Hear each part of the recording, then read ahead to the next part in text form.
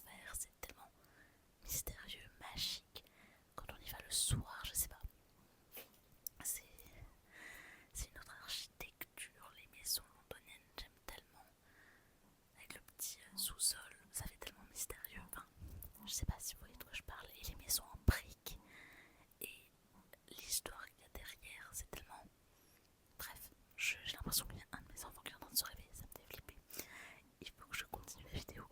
Mais aller à Londres, il faut y aller pour comprendre. Il faut rester quand même plusieurs jours parce que je pense que si on y reste trop peu de temps, on réalise pas, on se rend pas compte. Mais il faut se balader, il faut découvrir, pas faire que ce que les guides touristiques vous disent de faire, il faut se balader. Et c'est vraiment trop bien là-bas. Voilà. Et donc, vous tomberez sûrement sur des librairies et rentrez dans les librairies, enfin, sauf si vous n'aimez pas les livres, mais même ça vaut le coup de rien que pour l'ambiance, quoi. Et donc, j'ai pris plusieurs livres. Au début, j'étais réticente à lire en anglais, mais je suis rentrée dans la boutique de Paddington, donc à l'arrêt Paddington, la station. Il y a une boutique spécialisée dans le dessin animé ou le livre, enfin, et le livre Paddington. Et moi j'aime bien Paddington. Quand j'étais petite, je regardais beaucoup les dessins animés Paddington. Et bon, j'en avais pas énormément de souvenirs, mais j'ai regardé le film, les 3 films, et j'ai trouvé que c'était trop mignon et trop drôle. Et je les ai regardés en anglais, et je pense qu'en anglais c'est mieux qu'en français. Et comme en étant à Londres, si vous voulez, c'est sympa de voir des films et des séries qui se passent à Londres parce que vraiment on a l'impression d'y être vu qu'on voit les endroits. Enfin bref, j'ai trop aimé. Et donc à la station Paddington, je rentre dans la boutique Paddington, je vois tous les goodies et tout. Et je vois un livre, le livre original de Paddington. Et je me dis, oh c'est trop bien, j'ai trop envie de l'acheter, mais en même temps c'est pas en français. J'étais trop réticente. Puis après je me suis dit, ok, il est pas très long, je vais essayer de le lire. Et au pire, tous les mots que je comprends pas, je vais les écrire dans un carnet et je vais mettre la traduction. Et c'est ce que j'ai fait. Et j'ai trop aimé lire Paddington. Donc, où est-il? Il est dans ce sac. Alors, si j'y arrive. Il est là. Donc ça c'est le premier dessin de Paddington. Il est un peu moche. Enfin un peu moche, un peu différent de ce qu'on a l'habitude de voir. C'est pas vraiment qu'il est moche. Et donc c'est Colt Paddington. Bon, j'ai pas un accent super, mais c'est de Michael Pound. Et c'est trop bien, c'est un livre accessible, je trouve, à tout le monde. Il faut juste tous les mots que vous comprenez pas, vous les traduisez et vous les écrivez, et comme ça vous retenez. Et après, chaque livre que vous lisez, c'est beaucoup plus simple de le lire par la suite. Donc voilà. Voilà pour l'histoire de Paddington. Ensuite, j'ai été à des car boot sale. Donc, qu'est-ce que c'est des car boot sale? Je suis une grande fan des vides-greniers et des brocantes en France. J'adore en fait, j'adore voir des articles anciens, j'adore faire des bonnes affaires. Désolée, mon chien il fait beaucoup de bruit. J'espère qu'on l'entend pas trop. Donc je me suis dit, il faut vraiment que je teste le vide-grenier à Londres. Je reste 2 mois, il faut que j'y aille. Il y avait un vide-grenier apparemment qui est énorme et où il y a des milliers et des milliers d'exposants et qui est impossible à voir en une journée. Et j'ai pas été, c'est dommage. Mais j'ai pu faire quelques vide-greniers. Mais là-bas en fait ça s'appelle pas vide-grenier ni brocante, ça s'appelle car boot sale. Et car boot sale ça veut dire littéralement des ventes de coffres de voitures. Donc en fait les gens ils viennent avec leur voiture et ils déballent les trucs de leur coffre et ils s'installent et on peut venir acheter. Et la particularité des car boot sale, c'est qu'il y a des durées beaucoup plus courtes qu'en France. Il y en a qui durent toute la journée, mais c'est pas souvent. Souvent c'est que le matin, que l'après-midi. C'est pas très long, c'est un peu bizarre. Et même l'entrée est payante. Genre si vous voulez y aller, faut payer. Le tarif est dégressif en fait dès que vous arrivez. Si c'est à l'ouverture, genre ça va être 7 livres. Enfin 100 livres là-bas, hein. C'est pas en euros. Et à la fin c'est 1 livre. Voilà. Donc moi souvent j'allais à la fin pour payer que 1 livre. Parce que je trouve ça trop bizarre de payer 7 livres. Et si on achète rien, c'est nul quoi. Et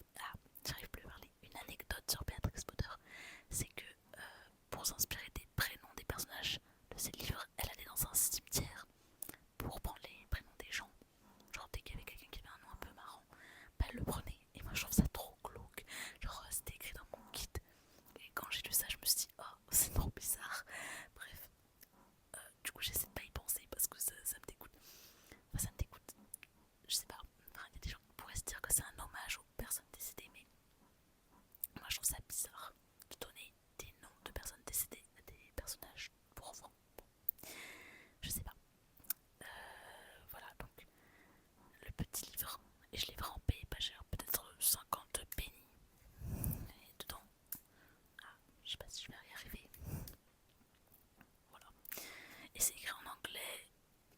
Moi je suis contente que ce soit écrit en anglais parce que ça permet à mon enfant d'apprendre l'anglais. Voilà, c'est sympa, j'aime bien Béatrix Potter, j'aime bien les dessins qu'elle fait.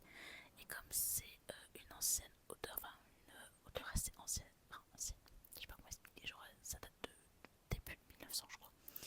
Bah, le vocabulaire est bien, c'est pas un livre un peu choupi, genre choupi, t'as une page et t'as une phrase par page, bah là c'est un peu plus évolué que ça. Bon, voilà, je veux pas critiquer les auteurs de maintenant, mais bon, voilà. Tom Kitten. Pour moi, pareil dans les carbousets, j'ai trouvé London Street Name.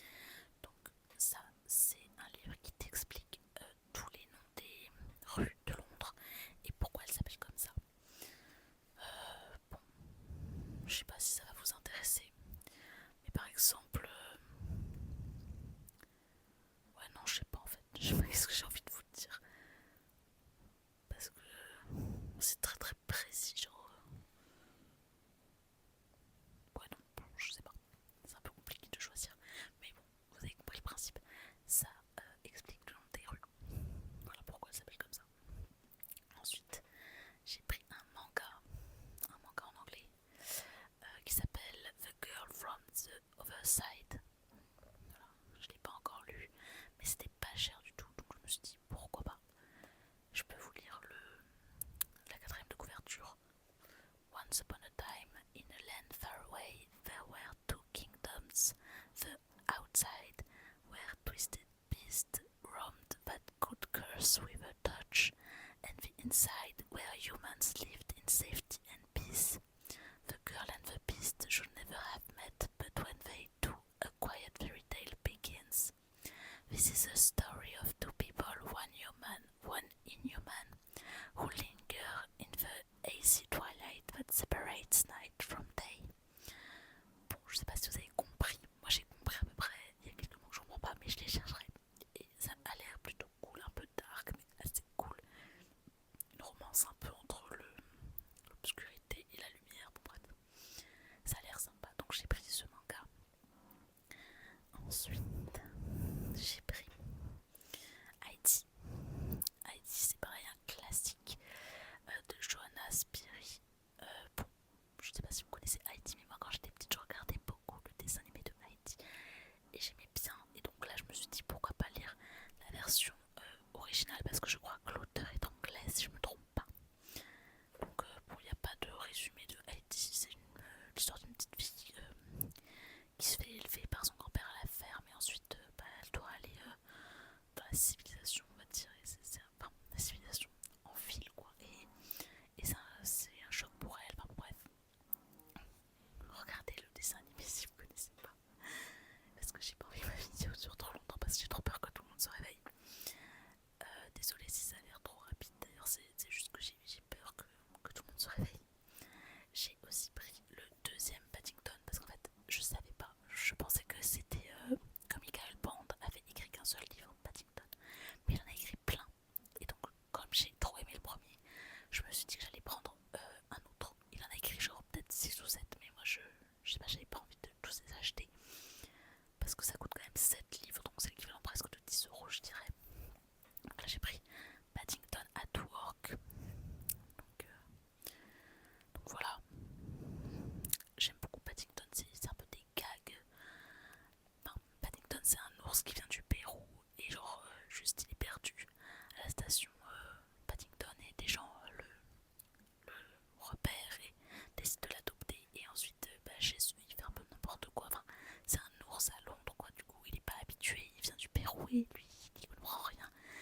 Et c'est trop mignon, genre il dit que sa tante Lucie elle est à la maison de retraite des ours, enfin bref, c'est trop mignon. J'aime beaucoup Paddington, c'est un ours assez bien élevé mais il fait des bêtises. Et on est, enfin, je sais pas, on s'attache trop bien à Paddington. Voilà pour Paddington. Ensuite, j'ai acheté un livre pareil à la brocante, pas cher du tout.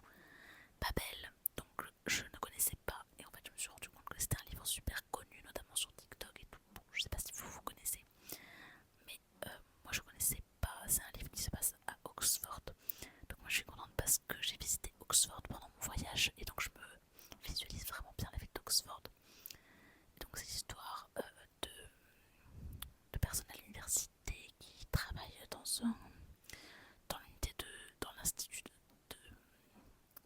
traduction. J'ai pas trop bien compris parce que j'ai pas lu le livre, mais je vais vous lire la quatrième de couverture. Oxford, 1836. The city of dreaming spires. It's the center of all knowledge and progress in the world. And at its heart is Babel, Oxford University's prestigious Royal Institute of Translation. The tower from which all the power of empire flows, orphaned in Canton and brought to England by a mysterious guardian, Robin Swift fought Babel a paradise until it became a prison. But can a student stand against an empire? Bon, désolé si mon accent est pas bon. Je n'en sais rien en fait si mon accent est bon ou pas. Voilà pour Babel. Il est trop beau. Je l'ai aussi pris parce que la couverture est belle. Bon, j'avoue, c'est bizarre de prendre un livre pour la couverture, mais il est beau. Voilà. Ça, je l'ai eu gratuit. Le Bon Gros Géant en français. Donc, The BFG Pig. Non, Bon Gros Géant. Bon, je sais pas comment ils le traduisent en anglais. Mais de Roald Dahl, je l'ai lu déjà en français quand j'étais petite. J'ai bien aimé, je l'ai trouvé gratuit à une brocante, je l'ai pris. Voilà. Donc c'est l'histoire d'un géant, c'est un livre pour enfants. Et je me suis dit que ça permettait d'augmenter mon vocabulaire si je le lisais. Et que pareil pour mes enfants plus tard s'ils veulent le lire, mais ça ce sera vraiment plus tard. Donc là, je vais vous lire aussi la quatrième de couverture. Every night when the world is sleeping, big gruesome giants guzzle up whoopsie, whiffling human beings. And there's only one giant who can stop them, the BFJ. He's the kindest giant there is, and with his friend Sophie in his top pocket, he sets out to rid the world of the blood bottler, the flesh lump eaters, and all their rodsome friend forever. Voilà. Ensuite, j'ai visité. C'est horrible, ils me disent que j'ai plus d'espace alors que j'ai payé un truc pour avoir plus d'espace. Bon, bref. Par rapport à la vidéo, donc j'ai visité Windsor et on n'avait pas le droit de prendre de photos. Du coup, j'ai acheté le livre souvenir d'une des pièces où il y avait une maison miniature de l'ère victorienne. Et genre, c'est trop mignon. Je vais pas m'attarder parce que j'ai plus d'espace dans mon téléphone. Du coup, ça m'étonne un peu, mais je peux pas faire une vidéo trop longue. Mais c'est trop mignon parce que genre dans chaque page, ils montrent des objets miniatures. Genre il y a des voitures, enfin bref, pour la reine Anne, je crois, ils ont créé une maison en miniature et c'est trop mignon. Et du coup j'ai acheté le livre souvenir. Je dois trop accélérer parce que malheureusement j'ai plus d'espace, désolé. J'ai été dans la boutique Momine, donc c'est un personnage trop mignon comme ça, je savais pas du tout ce que c'était. C'était à Covent Garden, je suis tombée dessus et j'ai trouvé ça adorable. J'ai pris plusieurs souvenirs